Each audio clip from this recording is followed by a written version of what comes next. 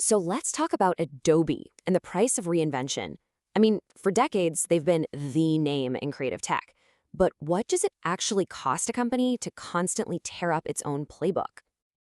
All right, let's just get right to it. Negative 27.5%. Ouch. That's Adobe's 1 year shareholder return. And this is despite a huge push into AI. So the stock has taken a real beating. So that performance, it just begs the question, right? Is the market totally undervaluing what Adobe is doing with AI? Or, and this is the scary thought, is their best growth already in the rearview mirror? To figure that out, we've got to dig into Adobe's DNA, this core idea of reinvention that they live by. And a lot of this story right now revolves around something called AI Foundry. That's their big play to make money from generative AI, specifically for huge enterprise companies. It's a massive, high-stakes bet. But, to really get a handle on where Adobe is headed, you have to look back at where they started. And that story starts with something called the PostScript revolution. Okay, so meet the guys who started it all, John Warnock and Chuck Geschke. Back in 1982, these two computer scientists walked away from the legendary Xerox PARC, and they had an idea that was, no exaggeration, going to change publishing forever. You can see their super humble beginnings here, their first little office in Mountain View, and this 1984 proof of concept that was basically them showing the world, hey, look what we can do. And their partnership, it was everything. It was the foundation of the whole company. Geschke actually said of Warnock, John is the brother I never had. I mean, that kind of deep, trusting relationship, that's what set the tone for Adobe's culture of innovation right from the get-go. So what was their big idea? It was a programming language called PostScript. Now, this sounds techy, but stick with me. For the very first time, it let a computer print text and graphics on any compatible printer. Didn't matter what brand, didn't matter the resolution. This idea, which they called device independence, was the tiny spark that lit the massive fire of the desktop publishing revolution. And right here, we see that reinvention DNA in action for the first time. Can you believe their original plan in '82 was to open a chain of print shops, like a physical store? But they listened to guys like Steve Jobs, and they pivoted hard. By 1984, they licensed PostScript to Apple for the new LaserWriter, and boom, the entire game changed. So that instinct to listen and to pivot, it was baked into the company from day one. Okay, so they've kicked off their first revolution. Now it's time to build the empire. And this is what leads to the creative software we all know and, well, that we all know today. Now, here's something that might surprise you. Photoshop? Not an Adobe invention. Nope. It was created back in '88 by two brothers, Thomas and John Knoll. Adobe just saw the raw potential, licensed the program, and then in 1990 they released Photoshop 1.0 just for the Mac. But think about how risky this was. This was a huge gamble.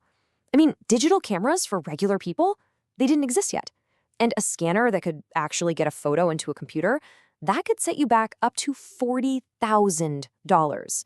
Adobe was literally betting on a future that nobody else could see.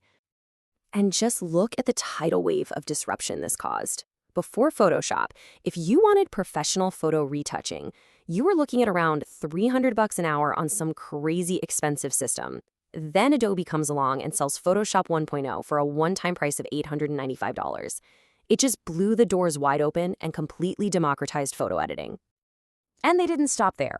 The innovation was relentless. Version 3.0 brought us layers. I mean, can you imagine Photoshop without layers?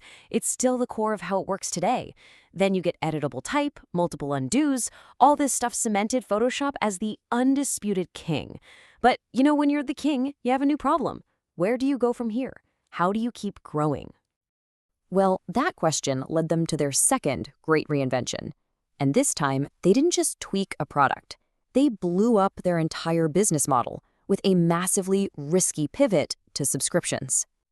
You see, the old model was super comfortable for them. They'd sell you a big box of software, the Creative Suite, for something like $2,600. Big, juicy one-time payments.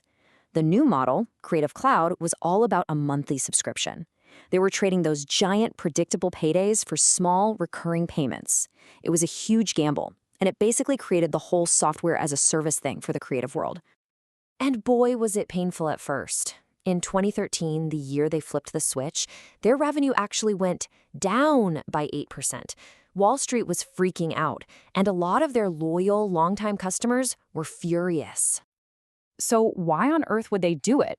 Well, Adobe's chief marketing officer at the time, Anne Luness, said it perfectly. She said, "We had a thirst for massive change and risk. It's how you stay alive."